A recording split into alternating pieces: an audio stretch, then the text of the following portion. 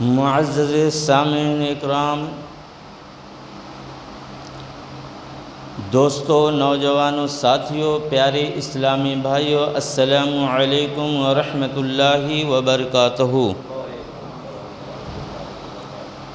نحمده ونصلي على رسوله الكريم، اما بعد فاعوذ بالله من الشيطان الرجيم، بسم الله الرحمن الرحيم، يا أيها الذين آمنوا اتقوا الله حق تقاته ولا تموتن إلا وأنتم مسلمون، يا أيها الذين آمنوا اتقوا الله قولوا قولا سديدا،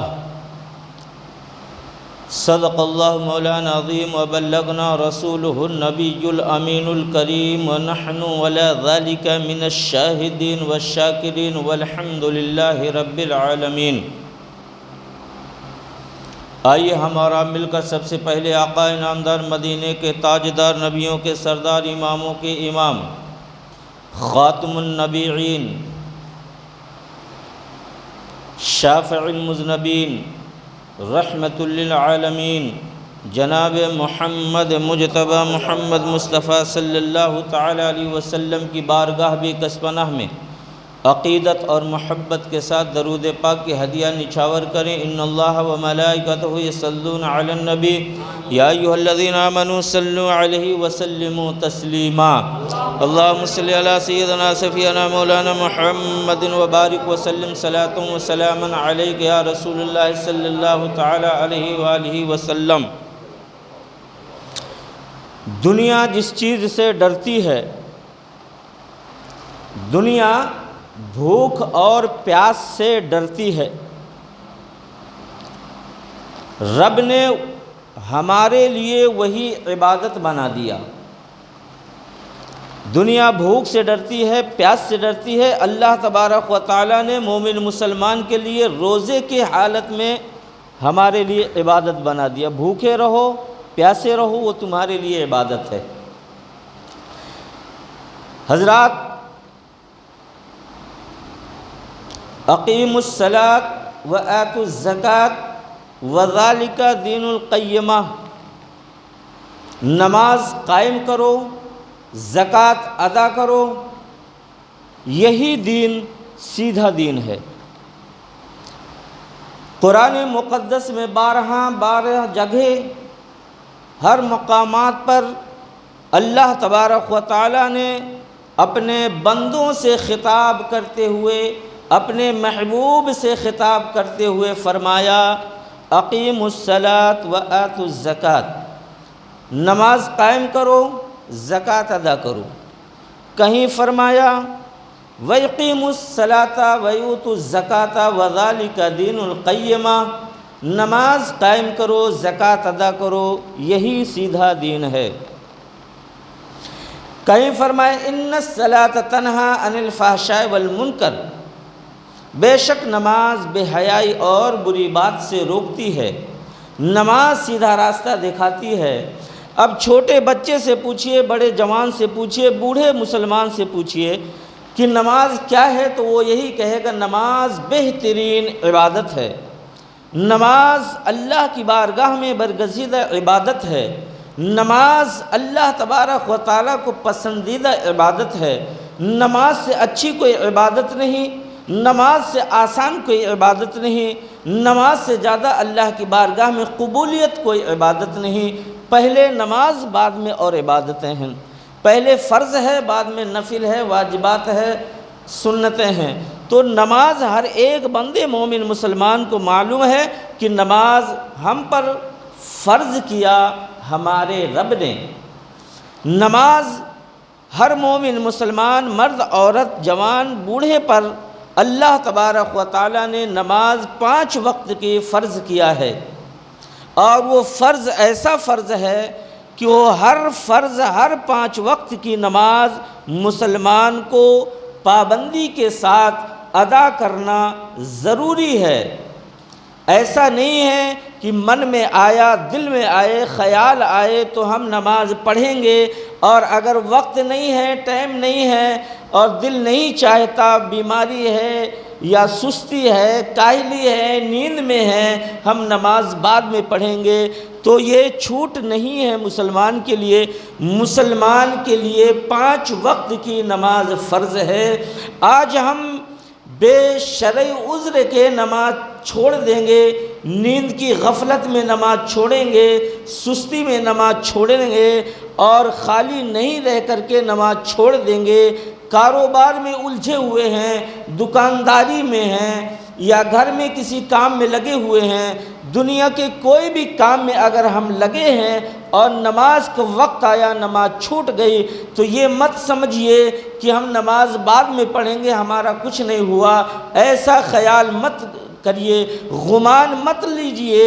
آپ نے ایک وقت کی نماز چھوڑی ہے، اس کی سزا قیامت کے دن اللہ تبارک و تعالیٰ کی بارگاہ میں آپ کو ضرور سے ضرور ملے گی۔ آج ہمیں کچھ پتہ نہیں چلے گا، معلوم نہیں ہوگا کہ ہم نے نماز چھوڑ دیا ہے، کوئی فرق نہیں پڑا، کوئی عذاب نہیں آیا، کوئی بیماری نہیں آئی، کوئی پریشانی نہیں ہوئی، کوئی تکلیف نہیں ہوئی، یہ خیال اور گمان مت کریں، بلکہ ہم نے نماز چھوڑا تو سب سے پہلی بات تو یہ ہے کہ اللہ تبارک و تعالیٰ نے ہمیں سجدہ کرنے کی توفیق نہیں دی، اور دوسری بات جان بوجھ کے نماز چھوڑ دیا، اس کی سزا قیامت میں اللہ تبارک و تعالیٰ دے گا۔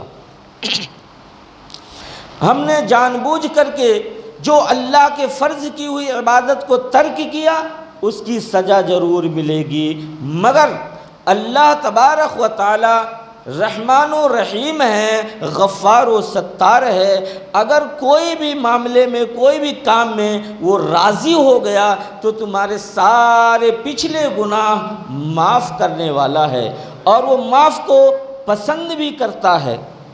اگر ہم دنیا میں ایک دوسرے کو معاف کریں گے، ایک دوسرے کی غلطیاں، ایک دوسرے کی لڑائی جھگڑے، ایک دوسرے سے دوریاں اگر ہم آپس میں میل رکھیں گے اور لڑائی جھگڑا دور کریں گے، ایک دوسرے کو معاف کریں گے، تو اللہ تبارک و تعالیٰ کا وعدہ ہے قیامت کے دن میں معاف اس کو کر دوں گا۔ تو اللہ کی ذات پہ ہمیں بھروسہ بھی رکھنا ہے، یقین رکھنا ہے کہ وہ معاف بھی کرنے والا۔ اگر کسی وجہ سے، کسی سستی کاہلی کی وجہ سے ہم عبادت کما حقہ نہیں کر سکے، مگر پھر بھی اللہ کی ذات پہ بھروسہ ہے کہ وہ معاف بھی فرما دیتا ہے۔ حضرت عبداللہ بن عمر رضی اللہ تعالی عنہ سے مروی ہے، دیکھیے اللہ تبارک و تعالی جب کسی کو معاف کرنا چاہتا ہے تو چھوٹے سے اعمال میں بھی اسے معاف کر دیتا ہے۔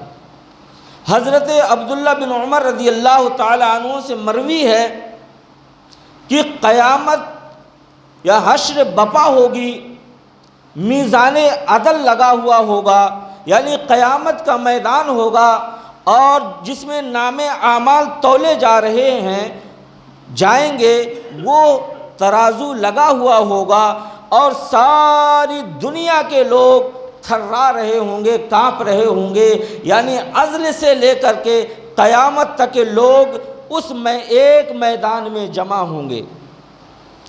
کیسی بھیڑ ہوگی، کیسے لوگ ہوں گے، اور کیسے کیسے انسان ہوں گے کہ جب سے آدم علیہ السلام دنیا میں آئے، ان کی اولاد میں سے اور قیامت تک جتنے بھی انسان ہوں گے، سارے کے سارے ایک میدان میں جمع ہوں گے، اور یہ زمین تانبے کے مانند گرم ہوگی۔ تانبا معلوم ہے نا، تانبا پیتل جسے کہتے ہیں، تانبا پیتل معلوم ہے نا، اتڑی، تانبا پیتل، زمین تانبے پیتل کی طرح گرم ہوگی، اور ہر انسان کانپ رہا ہوگا، تھرا رہا ہوگا۔ ایک طرف میزان عدل لگا ہوا ہوگا، اور ایک طرف آدم علیہ السلام عرش معلیٰ کے نیچے ہریا کپڑا پہنے ہوئے اور ملاحظہ فرما رہے ہوں گے کہ دیکھوں میری اولاد میں سے کتنے جنت میں جا رہے ہیں اور کتنے جہنم کے ایندھن بن رہے ہیں۔ آدم علیہ السلام عرش کے سائے میں کھڑے ہو کر ملاحظہ کر رہے ہوں گے، دیکھ رہے ہوں گے قیامت برپا ہے، اور آدم علیہ السلام دیکھیں گے میری اولاد میں سے کتنے لوگ جنت میں جا رہے ہیں اور کتنے لوگ جہنم کا ایندھن بن رہے ہیں۔ اسی اثنا میں، اسی ملاحظے میں حضرت آدم علیہ السلام دیکھیں گے کہ ایک شخص ہے، اللہ کے فرشتے، اللہ کے قاصد اس کو پکڑے ہوئے جہنم کی طرف لے جا رہے ہوں گے۔ آدم علیہ السلام دیکھیں گے یہ تو محمد صلی اللہ تعالیٰ علیہ وسلم کا امتی ہے، آواز لگائیں گے اے احمد اے احمد، اللہ کے رسول کہیں گے لبیک ابو بشر لبیک، کہیں گے دیکھیے آپ کا امتی کو کوئی فرشتہ کسی انسان کو پکڑے لیے جا رہے ہیں۔ اللہ کے پیارے رسول اپنے امتی کی طرف دوڑ لگائیں گے اور فرشتوں کے پاس پہنچ کے کہیں گے فرشتوں رک جاؤ، اس کو کہاں لیے جا رہے ہو؟ فرشتے کہیں گے ہم اللہ کے حکم کو، اللہ کے حکم کی کبھی ورزی نہیں کرتے، ہم بڑے سخت فرشتے ہیں، اللہ کے حکم کو پیسے پشت نہیں ڈالتے، اللہ کا حکم بجا لاتے ہیں، تاخیر نہیں کرتے۔ اللہ کے پیارے حبیب صلی اللہ تعالی وسلم رب کی بارگاہ میں ہاتھ اٹھائیں گے، پروردگار عالم تیرا مجھ سے وعدہ ہے کہ میں تجھے تیری امت کے بارے میں رسوا نہیں کروں گا، تجھے رسوا نہیں ہونے دوں گا۔ آج اس وعدے کو پورا کرنے کا وقت آ گیا ہے۔ اللہ تبارک و تعالیٰ فرشتوں کو حکم دے گا جو میرا محبوب محمد صلی اللہ تعالی وسلم کہتے ہیں ان کی اتباع کی جائے، جو کہتے ہیں اس کو مانا جائے۔ فرشتے اس شخص کو پھر واپس لے کر کے آئیں گے، میزان عدل میں ان کے اعمال تولے جائیں گے، ایک پلے میں نیکیاں ہوں گی اور ایک پلے میں بدیاں ہوں گی۔ جس پلے میں نیکیاں رکھی جائیں گی تو اللہ کے پیارے رسول صلی اللہ تعالی وسلم کاغذ کا ٹکڑا نکالیں گے، ایک سفید کاغذ کا ٹکڑا نکال کر اور اس کی نیکیوں کے پلے میں رکھ دیں گے۔ جیسے وہ ٹکڑا رکھا جائے گا نیکیوں کا پلہ جھک جائے گا اور بدیوں کا پلہ ہلکا ہو جائے گا، بدیاں بڑھ جائیں گی، نیکیاں بھاری ہو جائیں گی اور بدیاں ایک دم کم ہو جائیں گی۔ حکم آئے گا یہ بندہ نیکوکار میں شامل ہو گیا، اب یہ بندہ نیک ہو گیا، ابھی گنہگار تھا اب یہ نیکوکار ہو گیا، اب اس بندے کو جنت لے جاؤ۔ جیسے فرشتے اس بندے کو جنت کی طرف لے جا رہے ہوں گے تو وہ بندہ کہے گا فرشتوں رک جاؤ، جنت مجھے بعد میں لے کے جانا، پہلے مجھے شخص سے ملاقات کر لینے دو، یہ حسین و جمیل معزز حضرات یہ کون ہیں، یہ کون سی ہستی ہے؟ جب ان کے پاس پہنچے گا وہ بندہ، وہ امتی کہے گا کہ آپ بڑے ذلیل ہیں، بڑے خوبصورت ہیں، بڑے حسین ہیں، آپ یہ تو بتائیے آپ ہیں کون جو میری مدد کی، جہنم سے مجھے بچایا، عذاب سے مجھے بچایا، اتنے بڑے مجھے تکلیف اور ظلم سے بچا لیا، آپ ہیں کون؟ تو کہے گا میں آپ کا نبی حضرت محمد صلی اللہ تعالی علیہ وآلہ وسلم۔ اور یہ جو کاغذ کا ٹکڑا ہے، دنیا میں تو نے ایک مرتبہ صرف ایک بار مجھ پہ درود پڑھا تھا، وہ درود میں نے تیری سنبھال کر حفاظت سے رکھا کہ وقت حاجت میں تیرے کام آئے گی، یہ وہ درود ہے جو تو نے دنیا میں پڑھا تھا۔ تو اللہ تبارک و تعالی اگر بندے کو معاف کرنا چاہتا ہے تو چھوٹے سے اعمال میں بھی معاف کر دیتا ہے، چھوٹی سی چھوٹی نیکی میں بھی اسے چھٹکارا دے دیتا ہے، جنت کا پروانہ دے دیتا ہے۔ یہ اللہ تبارک و تعالیٰ کی ذات ہم پر اتنی مہربان ہے، اتنا اللہ کا کرم ہے، اتنی نوازشیں ہیں، مگر ہم غفلت میں پڑے ہوئے ہیں۔ اللہ تبارک و تعالیٰ سے بڑا کوئی شکی نہیں، اللہ سے بڑا کوئی بادشاہ نہیں، اللہ سے بڑا کوئی غنی نہیں، اور اللہ سے بڑا کوئی معاف کرنے والا نہیں۔ آج دنیا کا بڑے سے بڑا سخی، بڑا سا بڑا غنی، بڑے سے بڑا پیسے والا، منگتے اس کے در پہ جاتے جاتے دینے والا بھی تھک جاتا ہے، بور ہو جاتا ہے کہ میں کتنا بانٹوں، بانٹتے بانٹتے میں تھک گیا، دیتے دیتے تھک گیا، مانگنے والے کمی ہوتے ہی نہیں، وہ بھی بیزار آ جاتا ہے۔ مگر ہمارا رب کیسا مالک ہے، ہمارا رب کیسا غنی ہے، رب کتنا بڑا بادشاہ ہے کہ اس سے جتنا بھی مانگو اتنا ہی خوش ہوتا ہے، کہ مجھ سے اور مانگو، جتنا اس کی بارگاہ میں ہاتھ پھیلاؤ گے، جتنا اللہ سے مانگو گے اتنا ہی خوش ہو کر کے دے گا۔ دنیا کے لوگ دینے میں کنجوسی کریں گے، ایک بار دیں گے، دو بار دیں گے، تیسری بار وہ جھنجھلا جائے گا، بار بار میرے ہی سے مانگتے ہو، مگر ہمارا رب وہ ہے کہ جتنے بار اس سے مانگو گے اتنا ہی وہ اور عطا کرے گا۔ وہ رب کی بارگاہ میں ہمیں رونا ہے، اسی رب کی بارگاہ میں گڑ گڑانا ہے، اسی رب کی بارگاہ سے مانگنا ہے۔ ہر نماز میں ہم کہتے ہیں ایاک نعبد و ایاک نستعین، ہم تیری ہی عبادت کریں اور تجھی سے ہی مدد چاہیں۔ اللہ رب العزت نے جب سورہ فاتحہ میں شروع قرآن میں ہی بتا دیا اور ہمیں حکم دیا کہ ہر نماز میں یہ تکرار کرنا ہے، ہر نماز میں اللہ سے دعا کرنا ہے، یہ سورہ فاتحہ بھی ہے، سورہ قرآن بھی ہے، ام القرآن بھی ہے، اور یہ سورہ اتنی بڑی دعا بھی ہے کہ اس سے بہترین دعا ہو ہی نہیں سکتی، جس میں اللہ کی تعریف سے شروع ہو اور پوری صفت اللہ کی اس میں بیان کی گئی ہو۔ آج ہم ایاک نعبد و ایاک نستعین پڑھتے ہیں مگر عمل نہیں کرتے۔ دوستو، آپ سے گزارش ہے اور بتانے کا مقصد یہ ہے کہ اللہ تبارک و تعالی چھوٹے سے چھوٹے گناہ میں اگر پکڑے تو پھر اس کی پکڑ بڑی زبردست ہے، کیونکہ وہ قہار و جبار بھی ہے، وہ بھی ہمیں خیال کرنا ہے، قہار و جبار بھی ہے، چھوٹی سی چیز میں پکڑ لیتا ہے تو پھر چھڑانا مشکل ہے، اور چھوٹی سی چھوٹی چیز میں اگر وہ راضی ہو گیا، خوش ہو گیا تو وہ چھوٹی سے اعمال میں بھی اسے جنت کا مالک بنا دیتا ہے۔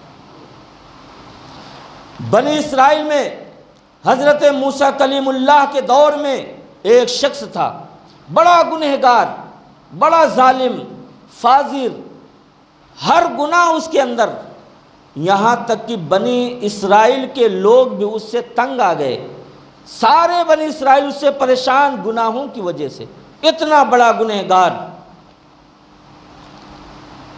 ایک وقت آیا اس کا انتقال ہو گیا، اب لوگ اس سے اتنا جلن، اتنا چڑ ہے گناہوں کی وجہ سے، اس کے پاس کوئی جانے کے لیے تیار نہیں، کوئی نہلانے کے لیے تیار نہیں، کفنانے کے لیے تیار نہیں۔ لوگوں نے اسے اٹھایا اور بستی کے باہر کوڑا دان میں، کچڑے میں لے جا کے پھینک دیا،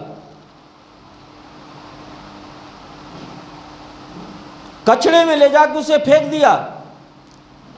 موسیٰ کلیم اللہ کا دور ہے، اللہ کے خلیل کی نبوت کا دور ہے، وحی الہی آتی ہے، اے موسیٰ کلیم اللہ، فلاں جگہ پر ایک لاش پڑی ہوئی ہے بے گور و کفن، جاؤ اور اسے اٹھاؤ، اسے غسل دو، اسے کفناؤ، نماز جنازہ پڑھو، پھر اس کو دفناؤ۔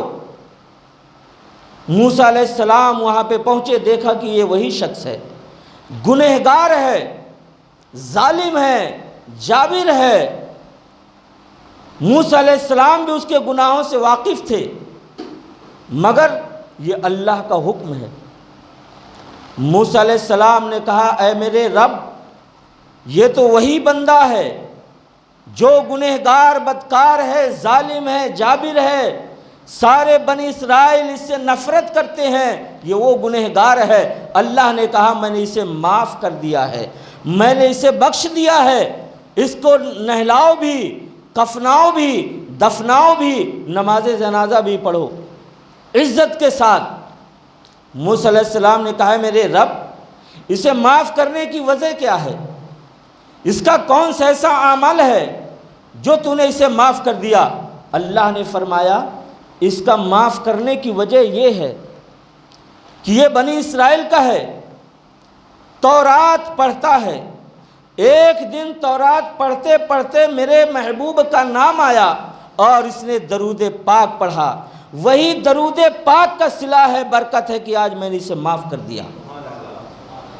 تو اللہ بڑی شان والا ہے، بڑی قدرت والا ہے، جسے جیسے حال میں جیسے بھی چاہے وہ معاف کر سکتا ہے، مگر اللہ ہمیں حکم دے رہا ہے اقیموا الصلاۃ وآتوا الزکاۃ۔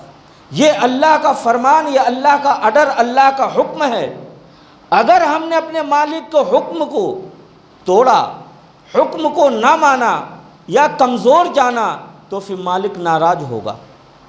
اللہ کہہ رہا ہے دنیا میں تم اپنے لیے کامیابی تلاش کرو، اپنے لیے فلاح تلاش کرو، اور تمہارے لیے فلاح، تمہارے لیے کامیابی، تمہارے لیے دنیا اور آخرت میں بھلائی نماز ہے۔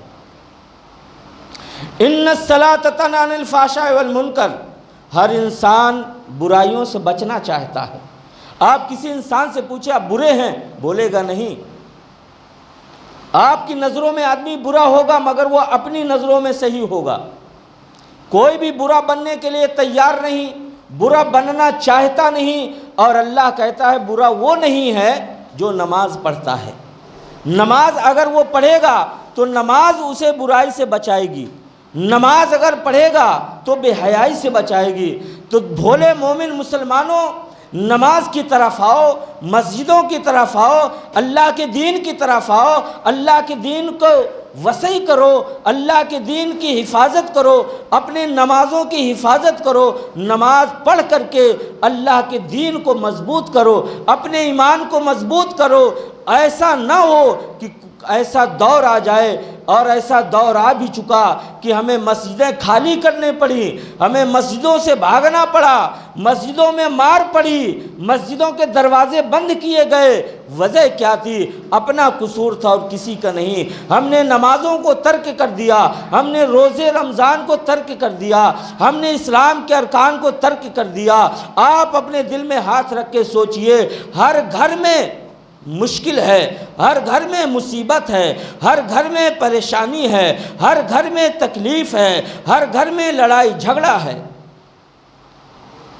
اور شکایت کریں گے ہمارے گھر میں برکت نہیں ہے، ہمارے گھر میں دن رات لڑائی جھگڑا ہے، میاں بیوی کا لڑائی جھگڑا ہے، باپ بیٹے کا بنتا نہیں ہے، اور ساس بہو کی بنتی نہیں ہے، گھر میں بے چینی ہے، گھر میں بیماری ہے، گھر میں نیند نہیں ہے، سکون اور چین نہیں ہے۔ یہ ساری چیزیں ہر گھر کی کہانی ہے۔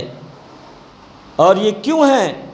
ہم نے شریعت سے دور ہو گئے، اسلام سے دور چلے جا رہے ہیں، اللہ اور اس کے رسول کے طور طریقے سے دور جا رہے ہیں، اسی لیے پریشانیاں ہمارا گلے کا توخ بنتی جا رہی ہیں۔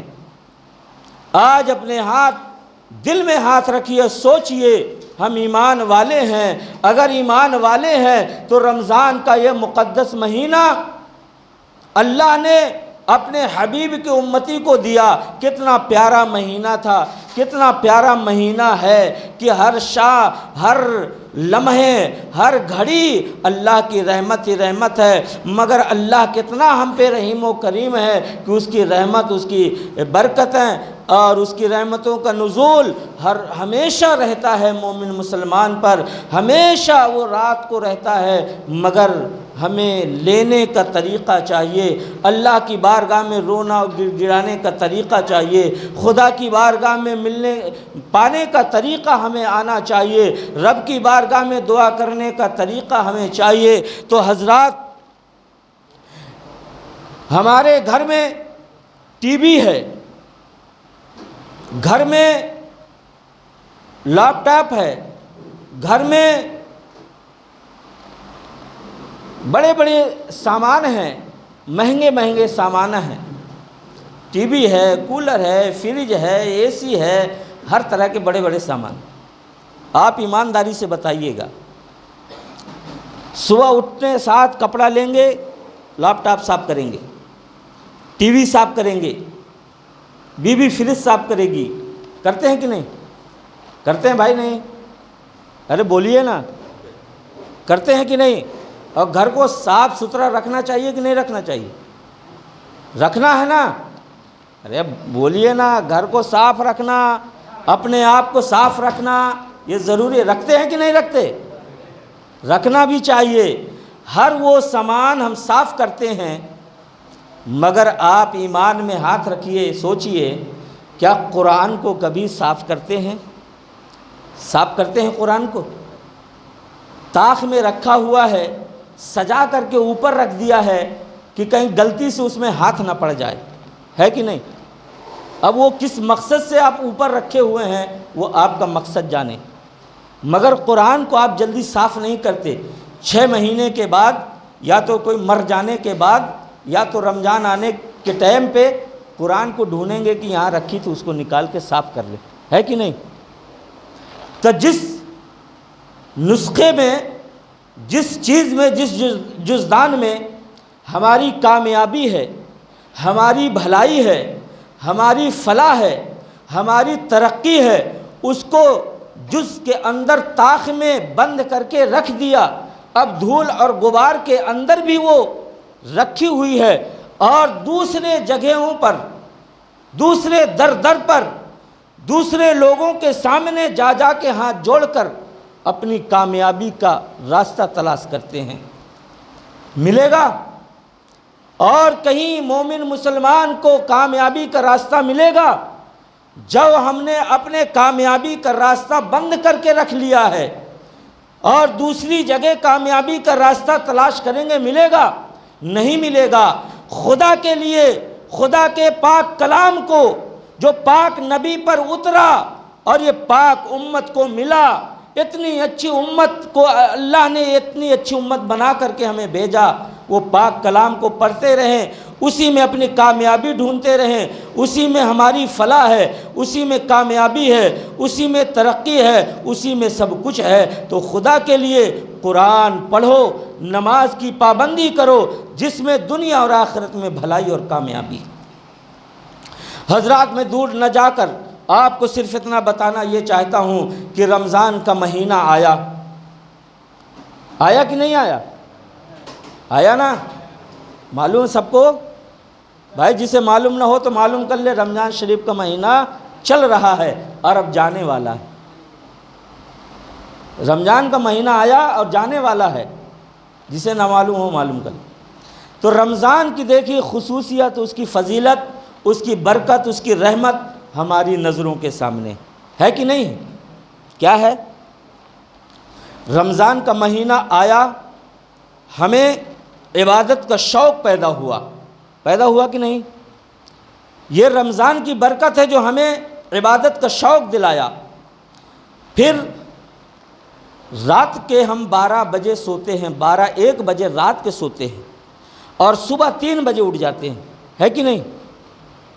12-1 بجے سوتے ہیں، 3 بجے اٹھ جاتے ہیں۔ کیا آپ کے سر میں درد ہوتا ہے؟ سحری کے لیے اٹھنے والے، سر میں درد ہوتا ہے؟ بدن میں سستی آتی ہے؟ کاہلی یا تھکاوٹ آتی ہے؟ نہیں آتی۔ یہ اللہ کا فضل و کرم ہے اور رمضان کی یہ رحمت ہے، رمضان کی برکت ہے۔ آپ اور دنوں میں 10 بجے سوئیے اور صبح آپ کی عادت 9 بجے 8 بجے اٹھنے کی ہے، آپ کو 6 بجے اٹھا دیا جائے تو سر میں درد آئے گا، سارا دن آپ کا نحوست کی طرح گزرے گا، سستی کاہلی میں، ہے کہ نہیں؟ مگر رمضان کی برکت دیکھیے، 2-3 گھنٹہ سوتے ہیں آپ کے سر میں درد نہیں آتا، آپ کی چائے کی خواہش نہیں ہوتی، آپ کے نشے کی کوئی خواہش نہیں ہوتی۔ یہ رمضان کی برکت ہے اور اللہ کی ذات پہ پختہ ایمان کی دلیل ہے۔ اللہ تبارک و تعالیٰ نے رمضان مہمان کی شکل میں مومن کے پاس بھیجا۔ ہمیں عشاء کی نماز 17 رکعت پڑھنے میں گرا گزرتا ہے، بڑی تکلیف کشمکش ہوتی ہے کہ کتنی جلدی عشاء کی نماز پڑھ لیں، ہے کہ نہیں پڑھنے والے؟ مگر رمضان میں 20 رکعت زیادہ پڑھی جاتی ہے، کوئی تھکاوٹ نہیں محسوس ہوتی، سستی اور کاہلی محسوس نہیں ہوتی، کیونکہ رمضان کا مہینے کی فضیلت اور برکت ہے کہ اس نے ہمیں عبادت کے لیے ابھارا ہے، جذباتی بنایا، شوق دلایا، اور اس میں اللہ کی رحمت شامل ہے۔ اللہ تبارک و تعالیٰ اس میں بھرپور اجر و ثواب دیتا ہے۔ بہت ساری ایسی چیزیں ہیں جو رمضان آتے آتے ہمارے درمیان لے کر کے آتا ہے، مگر بڑے افسوس کے ساتھ اب رمضان کا وہ مہینہ، رمضان کا مقدس برکت والا مہینہ، رمضان کی شکل میں ہمارے بیچ درمیان میں جو مہمان بن کر کے آیا اللہ کی طرف سے، اب وہ جانے والا ہے، اب ہم سے اور آپ کے بیچ سے الوداع لینے والا ہے۔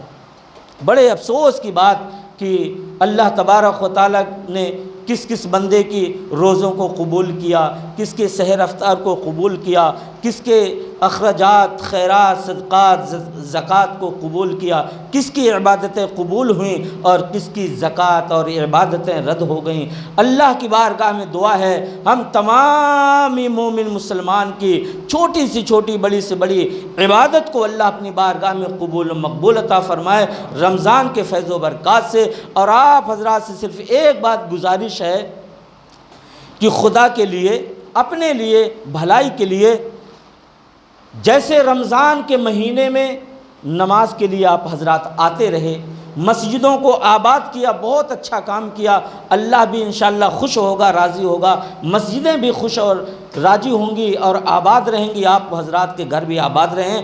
تو اللہ کے لیے، اپنے لیے، بھلائی کے لیے جیسے رمضان میں آپ وقت نکالتے رہے خدا کے لیے، اسی طرح غیر رمضان میں بھی وقت نکالتے رہیں اور نماز پڑھنے کے لیے آتے رہیں، مسجدوں کو آباد کریں، یہی آپ حضرات سے گزارش ہے۔ اور انشاءاللہ آپ حضرات نماز کے لیے آئیں گے نا؟ وقت نکالیے خدا کے لیے، عبادت کے لیے وقت نکالیے، اور آپ وقت نکالیں گے تو اللہ تبارک و تعالی آپ کے حالات کو بھی بدل دے گا۔ آپ دیکھیے رمضان کے مہینے میں ذرا سا اپنے آپ کو بدلے ہیں، صبح جلدی اٹھنا شروع کیے، عبادت زیادہ کرنا شروع کیا، اللہ کو راضی کرنے کی کوشش کرے، تھوڑا سے اپنے آپ کو آپ نے بدلا، اللہ تبارک و تعالیٰ نے آپ کو بدل دیا۔ آپ کی تمام پریشانیاں، تھکاوٹیں اور بے چینیاں، سستیاں، درد، یہ ساری چیزیں اللہ نے آپ سے دور کر دیا۔ تو اللہ کی بارگاہ میں دعا ہے کہ ہم تمامی مومن مسلمان کو 5 وقت کی نماز پابندی کے ساتھ پڑھنے کی توفیق و رفیق عطا فرمائے، مسجدوں کو آباد کرنے کی توفیق عطا فرمائے، اور رمضان کے ہر عمل، ہر نیک عبادت کو اللہ قبول و مقبول عطا فرمائے۔ وآخر دعوانا ان الحمد للہ رب العالمین۔